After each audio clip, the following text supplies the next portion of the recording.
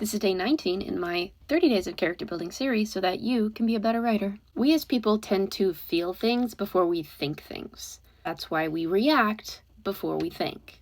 A physical reaction should usually happen before a logical reaction. If something happens, your character should usually act out of instinct or habit before they stop and go, wait a second, that's not a good idea. Like I said, typically there are exceptions to the rule.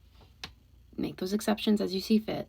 But if we're talking about realistic characters, they should react and feel things before they have that logical conscience telling them, hold up, things are not as they seem. On a similar note, when you are writing, try to put the action of what a character is doing before the dialogue. For instance, he scoffed. I wouldn't do that if I were you.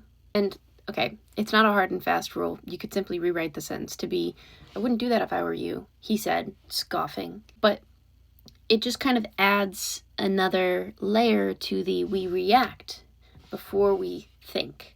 So before we stop and get words out of our mouth, we often have some kind of physical reaction, or we have a facial expression that slips out. Some characters are hyper aware, in which case maybe that happens less.